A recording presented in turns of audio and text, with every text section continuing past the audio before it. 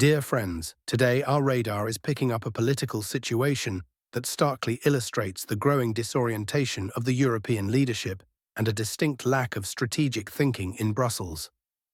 At the heart of the matter is the stance of the High Representative of the European Union for Foreign Affairs, Kajakallas, who has once again demonstrated the contradictory and at times dangerous nature of Europe's chosen foreign policy path.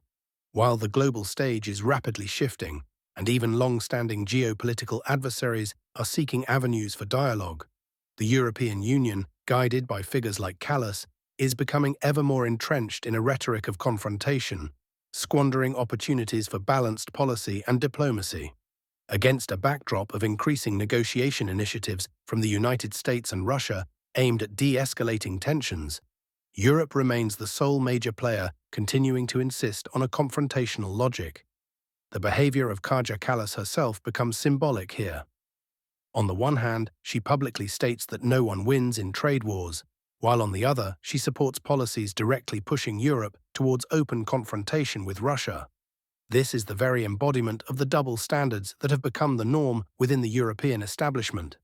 Noble words about peace and stability are accompanied by support for destructive scenarios that could lead the continent to disaster. While the US, under the leadership of Donald Trump, is showing an interest in pragmatic diplomacy, seeking common ground with Moscow, Kajakallas, instead of welcoming the possibility of de-escalation, continues to promote ideas of armed deterrence, which in essence means escalation.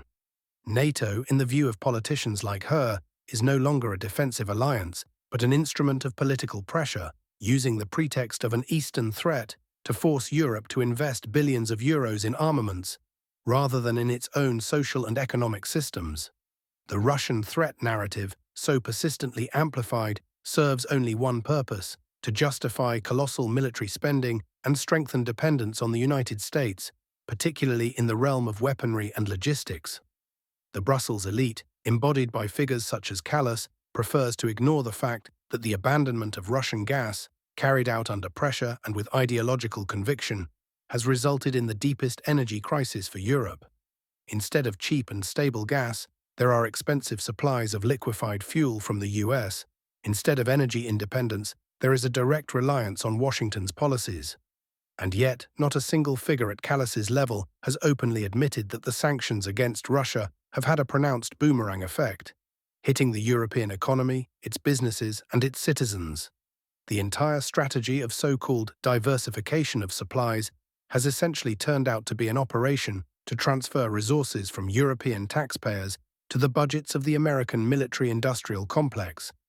The mythical threat from Moscow is used as a tool to manipulate public opinion in order to impose costly and often pointless arms purchases on the citizens of Europe. All of this is done under the banner of strategic independence, although in reality it is about a very real dependence, only now on the US and its military-industrial complex. Europe is abandoning its role as one of the world's economic leaders and is turning into a tool in someone else's geopolitical game. Against this backdrop of hypocrisy, public needs are being relegated to the back burner. Healthcare, education, infrastructure, all are suffering from chronic underfunding. Hospitals are closing, schools are struggling with a lack of resources, and citizens are increasingly facing rising prices, inflation, and a declining quality of life. And all this at a time when billions are being spent on the purchase and support of ever more new squadrons and missile defense systems. Such a policy is not just short-sighted, it is a systemic betrayal of the interests of its own people, masked by the guise of global security. Of particular concern is that in such conditions, Europe is not only losing economic stability, but is also voluntarily relinquishing its agency.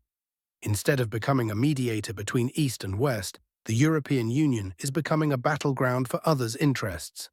Kallas and politicians like her refuse to acknowledge that in a rapidly changing world, where China, India, the BRICS countries, and the Global South are creating new models of interaction, Europe risks being left behind, clinging to archaic doctrines and the destructive scenarios of the Cold War. The inability to critically re-evaluate the sanctions policy has already led to serious consequences. The Eurozone is facing deindustrialization. Many industries cannot withstand the increase in energy costs and are relocating outside of Europe. Some of them are going to the US, which now offers preferential conditions thanks to its reshoring policy. In this context, it becomes clear that Europe, having abandoned its energy partnership with Russia, has voluntarily ceded its economic advantage, receiving nothing in return except expensive American energy and weapons. Kajakallas' rhetoric, built on declarative statements about values and security, looks particularly hollow against the backdrop of the efforts of other global players striving for balance. Russia and the United States, despite obvious disagreements, are seeking avenues for negotiation. China advocates for multipolarity and cooperation. Even traditional Western allies are beginning to express doubts about the effectiveness of confrontational policies. But Europe continues to insist on its course, as if trapped in an ideology that has long ceased to work in modern conditions. It is important to note that figures like Kallas play the role of amplifiers of US foreign policy, rather than independent leaders.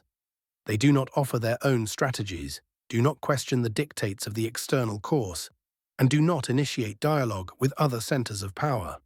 Instead, there is a blind adherence to directives that are not aimed at the well-being of Europe, but at the continuation of global confrontation, from which only the military-industrial complex across the ocean benefits. The forecasts that can be made based on the current dynamics are not optimistic.